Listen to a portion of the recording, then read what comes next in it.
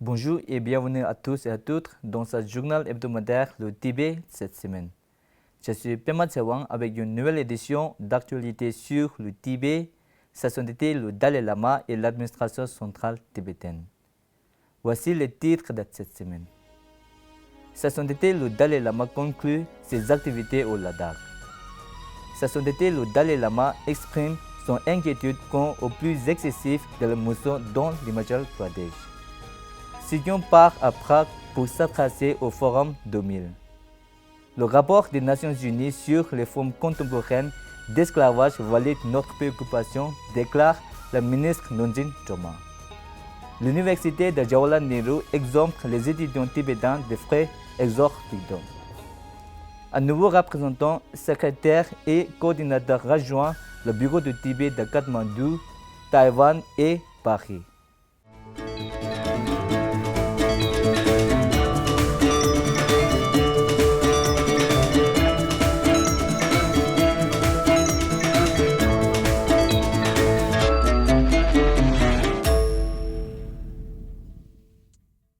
Sa sainteté, le Dalai Lama a conclu ses activités à Ladakh après un mois de demi d'enseignement, de discussions publiques, de pèlerinages interreligieux, d'inauguration et de participation aux événements et occasions de la région. Le 25 août 2022, lorsqu'il s'adressait au public au centre bouddhiste de l'association Ladakh Gomba à Chorlamsar, sa sainteté, le Dalai Lama s'est déclaré touché par la profonde référence et l'affection qui lui a témoigné le peuple du Ladakh. Il a réaffirmé sa volonté de rester en vie longtemps pour servir l'humanité. Ce jour-là, sa sainteté, le Dalai Lama a également béni la première pierre de l'Institut international de la culture et l'éthique, un centre de recherche sur la culture et l'éducation. Le 24 août 2022, l'association bouddhiste du Ladakh et l'association Ladakh Gomba ont organisé conjointement un déjeuner pour sa sainteté, le Dalai Lama, avant que sa sainteté ne quitte la région himalayenne pour la capitale indienne.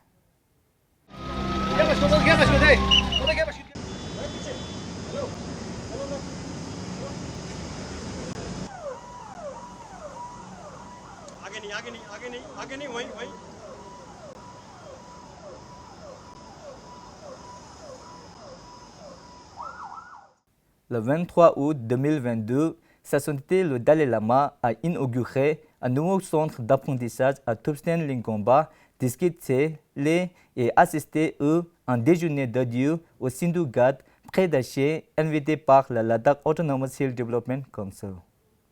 I always consider 7 billion human beings, we are same. Same way born, same way die. And our life begins with the mother's affection. So at the time of dying, you're surrounded by your trusted friend and really showing affection. You feel much happier.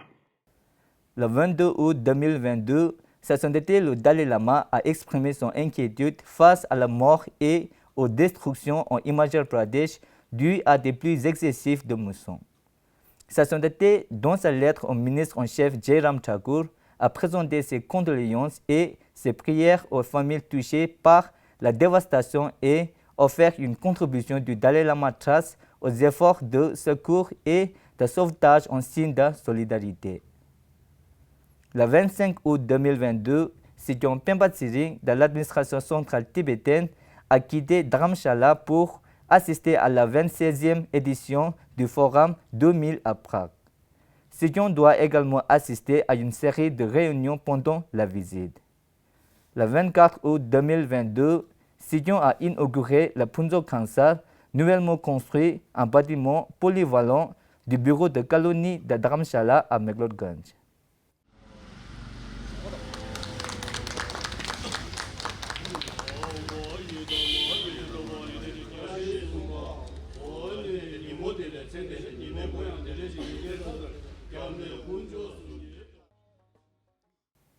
À la suite de la visite, d'inspection du bâtiment dirigé par le représentant en chef de Dharamshala, Kunjo Mingmal. Sidjon a apprécié l'effort collectif de l'administration et du public qui a conduit à la réussite du projet et conseillé à la communauté d'en faire bon usage. Initié par l'ancien Kachak et ancien représentant en chef de Dharamshala, le bâtiment nouvellement inauguré d'une valeur estimée à 29 millions de roupies disposé d'équipements tels qu'une salle communautaire, un restaurant et des magasins qui seront liés au public conformément aux directives du bureau de règlement. Le représentant en chef de Dharamshala a fait savoir qu'environ 80-100% du coût total du projet a été financé par le ministre de l'Intérieur de l'administration centrale tibétaine et le reste par la communauté tibétaine résidant à Dharamshala. Sidjon Pemba Tsering, le même jour, a également assisté à la cérémonie d'ouverture de la conférence de 2 jours sur la pertinence et l'importance de l'institution du Dalai Lama organisée par le Congrès de la jeunesse tibétaine à Dharamshala. Lors de la conférence, Sidjon a exhorté les Tibétains à élargir leur perception pour se comprendre afin de créer une communauté unie et harmonieuse sous la direction de sa sainteté le Dalai Lama. Il a rappelé les contributions énormes des Dalai Lama consécutifs au bénéfice du peuple et de la nation tibétaine, en particulier celle de l'actuel Dalai Lama dans la survie et le développement du patrimoine culturel tibétain en exil. Le rapporteur spécial des Nations Unies sur les formes contemporaines d'esclavage, Tomoya Obokata, a identifié des cas de travail forcé au Tibet similaires à ceux que l'on trouve au Turkestan oriental et noté qu'au Tibet. Le ministre Nonji Joma du département de l'information et des relations internationales et le représentant Tile Chugi du bureau du Tibet à Genève ont salué le rapport du rapporteur spécial des Nations Unies comme étant opportun et validant les préoccupations et les revendications de l'administration centrale tibétaine, selon lesquelles les Tibétains sont soumis au travail forcé au Tibet. Discutons des systèmes de travail forcé existants au Xinjiang et au Tibet. L'expert de l'ONU a identifié 2 systèmes distincts mandatés par l'État, le système de centre d'enseignement et de formation professionnelle en vertu duquel les minorités sont détenues et soumises à des stages forcés et la réduction de la pauvreté par le truchement d'un transfert de main-d'œuvre où les travailleurs ruraux considérés excédentaires sont transférés dans le secteur secondaire ou tertiaire. Le rapporteur spécial des Nations Unies, Tomoya Obokata, présentera son dernier rapport à la 51e session du Conseil des droits de l'homme à partir du 12 septembre 2022. À la suite de la réunion de la ministre du département de l'éducation, Thalam Dromachangra, et du secrétaire Jimé Namgye avec le vice-chancelier, prof. Sandeep Shri Ji Pandit, à l'université de Jawaharlal Nehru, 6 à Delhi, le 28 avril 2022, l'université a annoncé que les étudiants tibétains seraient exemptés des frais exorbitants appliqués aux étudiants internationaux.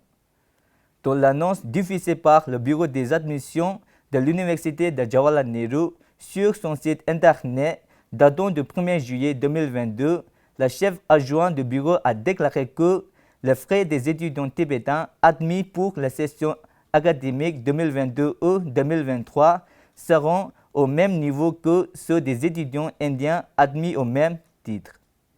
La hausse des frais imposés par l'université en 2019 a empêché les étudiants tibétains de 3e et 4e génération en Inde de demander leur admission en raison des conditions pécuniaires des Tibétains en Inde, dont beaucoup dépendent des revenus du petit commerce des chandelles saisonnières.